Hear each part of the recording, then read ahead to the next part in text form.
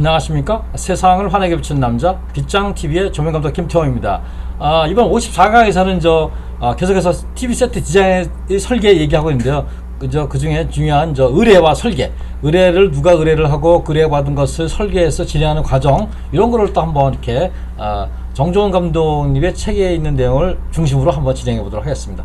요거는 2016년 DMC 평화 콘서트의 세트 설치전 CMAX, 요게 CMAX라는 거예요. CMAX 트로스 구조물 내요 이렇게 하는 내용을 찍은 사진을 정종원 감독 책에 있는 걸 제가 찍어서 이렇게 했어요. 이렇게 설치하게 되면 그 다음에 이렇게 돼요. 여기에다가 조명을 비추면 이게 굉장히 조명이 이뻐요. 이게 신색이기 때문에 여러 가지 조명을 갖다가 연출할 수 있는 그런 특징이 있는 그런 세트가 되겠습니다. 자, 세트 의뢰를 보도록 하겠습니다. 의뢰, 제작진과 협의.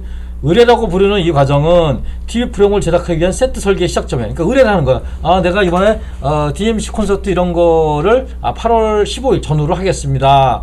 이런 거기에 세트 무대는 이렇게 되어 있습니다. 이런 거 갖고 연출자가 미술 디자인에 의뢰를 하겠죠. 이게 시작점이에요. 그러니까 그래, 의뢰, 우리가 부탁한다, 이런 거죠.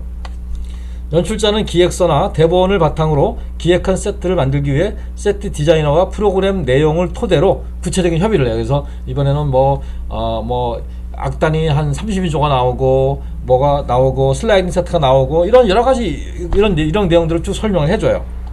그래서 출연자의 수와 특징, 동선, 방청객 또는 카메라 운영에 대한 설명. 그래서 동선은 오른쪽에서 나와서 왼쪽으로 빠지고, 방청색이 몇 명이나 있고, 카메라는 열 몇 대 쓰고, 이런 걸 갖다 설명을 쭉 해줘요. 그래야지 그러면 카메라가 어떻게 구성이 되니까 어떻게 세트를 줘야 되겠구나, 이런 생각을 하게 되겠죠.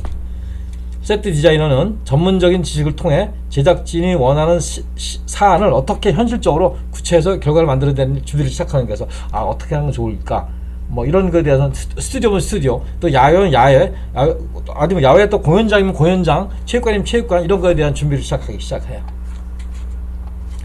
디자이너는 여러 장의 아이디어를 스케치하거나 자료를 수집을 통하여 프로그램 내용을 시각적 언어로 해석하고 구체적인 그림을 제작해요. 그러니까 아이디어를 시각적 언어로 구성해야 되니까 결국은 그림을 그려야 된다는 얘기죠. 그래서 문자로 되어 있는 대본이나 언어로 전달된 연출자의 의도를 바탕으로 디자이너가 자신의 해석을 시각적으로 해석해야 돼요.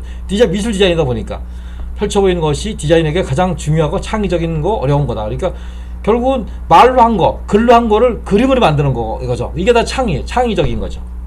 어느 정도 구상이 끝나면 프로그램 컨셉에 가장 적합하고 아름답고 효율성 높은 세트를 설계하고 세트 작업팀에게 정확하게 의도를 전달하기 위한 도면을 그림을 그려야 돼요. 도면을 그리기 시작하는 거죠. 그걸 바탕으로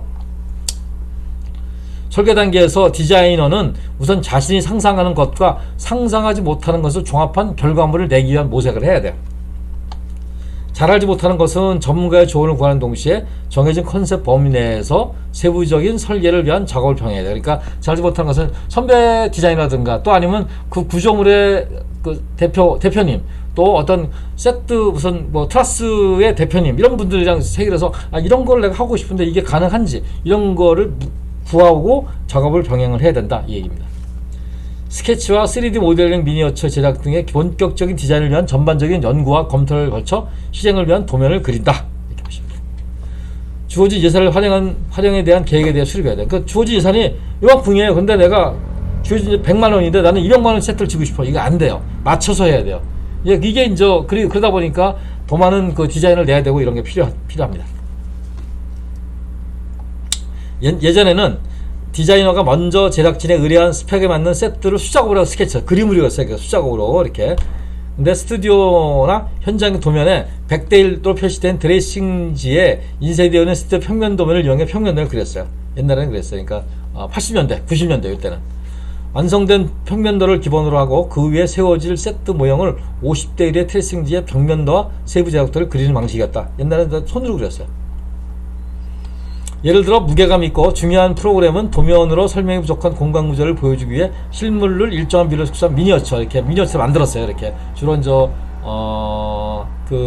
딱딱한 시로폴, 무드락, 그래가지고 무드락을 쪼개서 이렇게 제작을 했어요. 최근에는 아이디어나 컨셉을 스케치업이라는 프로그램을 활용해서 캐드로 사용한다. 스케치업이라는 기사가 너무 좋아요. 그래서 이미 카메라를 통해 샷의 구도를 예상할 수 있어요. 그러니까 사진으로 다 볼 수가 있어요. 그렇기 때문에 스케치업 프로그램이 요즘에는 아주 대세죠. 작성된 도면에는 그 세트의 모든 것이 표지가 되어 있어요. 그래서 녹화와 방송에 따른 일정, 세트의 설치와 설거 일정, 각 작업자 연락처 등을 다 깨알같이 표시해 놨어요.